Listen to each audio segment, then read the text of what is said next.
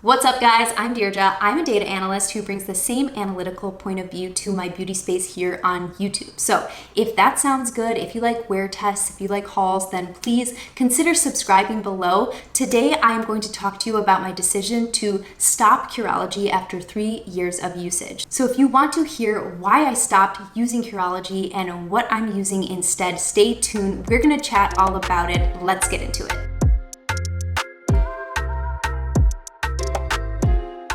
Okay guys, so quick history about me and Curology. I started using Curology 3 years ago to get my tretinoin. And if you're not familiar with the company, Curology is an online service in which you send photos of your face as well as your skin concerns, and a dermatologist will review that information and prescribe you a custom formula. And that custom formula looks just like this, and it contains 3 different active ingredients. And the active ingredients might change depending on what your skin concerns are. For me, mine contains tretinoin, which is my priority in my skincare routine because it is the gold standard in anti-aging, treating fine lines and wrinkles, texture, everything that you need, it does.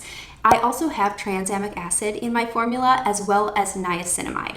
Tranexamic acid and niacinamide are ingredients that you can find if you walk into any store, from Target to Sephora. These are common ingredients that you can find in multitude of different skincare products. So the real reason that this is a prescription is because of that tretinoin.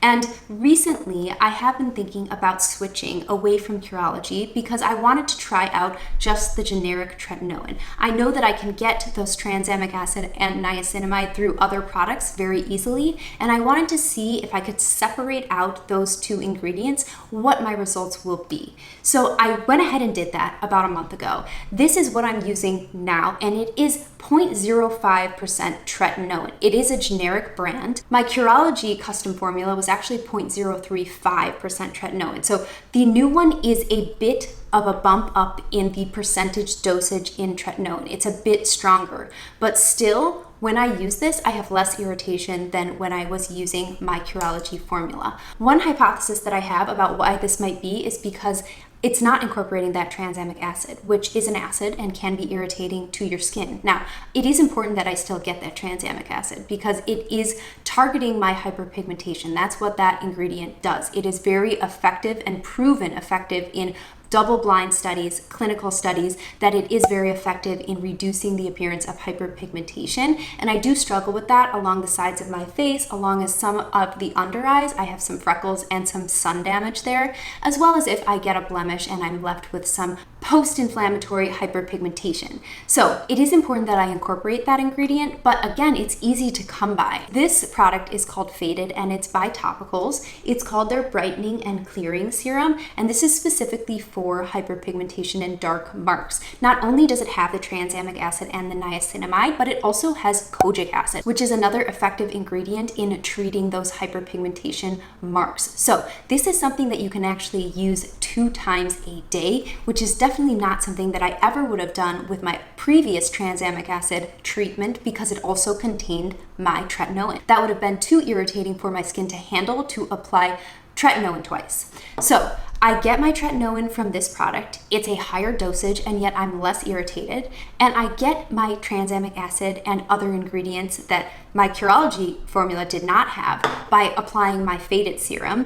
And what's great about this is that you can use it 2 times a day and it's also more targeted. So I'm only applying this in the areas that I actually need it. Whereas when I was using the tranexamic acid through my Curology, I had to apply it everywhere because the priority was that my tretinoin was spread across my entire face. So this allows me to actually be more customized. Now, I do think that I may not be as irritated because I did remove the tranexamic acid from this formula, but also the consistency of this is a bit thicker, a bit more emollient than the Curology formula. So I think that that may cause it to more slowly be penetrated or slowly absorbed by my skin. But nonetheless, it is a 0.05 dosage, which is a step up in dosage for me. So that really is the most important thing in my skincare routine, is that I'm stepping up my tretinoin dosage and my frequency frequency. So I've been super happy with this for the past month,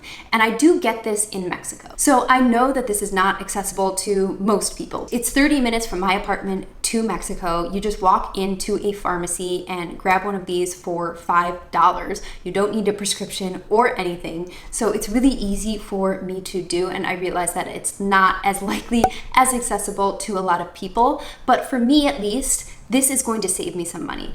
Curology also did just up their prices pretty recently to $30 a month, and I was paying that $30 a month, and the only thing I was really getting was my tretinoin. So it is cheaper generally, even if you're not as close to the Mexican border, to get your tretinoin separately. So I'm definitely going to continue with these two products, and I'm absolutely going to update you on my progress. But for now, I'm super happy that I'm going to be saving the money from the Curology prescription and that I made this choice to switch and experiment. But I also want to recognize that Curology is a great service. It's convenient. It offers tretinoin at much lower dosages than you can just walk into a pharmacy. So if you're just starting out, you can start at like 0.001. Like, you can start so low, and the way that they bump up the prescriptions can be super customizable. I don't think you can get a 0.035% tretinoin at a pharmacy. So I do want to recognize that it is super accessible, that it's easy to do. It's probably a time saver. And so in no way am I bashing Curology here. It definitely made a difference in my skin, and I have been consistent with it for the past 3 years. There's definitely a place in time and a market for it, but now I'm willing to kind of step out of the box. And once I realized that I really want to treat my hyperpigmentation differently than I do the rest of my face, then it allows me to be more customizable once I split my tretinoin from those other ingredients. So I'm really excited to continue on this journey and to see how far I can get my skin using just the tretinoin separately. So I will be sure to update you guys, but I think that that's all I have. If you have any questions for me about tretinoin or my experience using any of these ingredients, please leave them down below. I would love to chat with you in the comments, but other than that, that is it for me. Thank you so much for watching and for considering liking and subscribing. I will see you in a few days for my next video. Bye!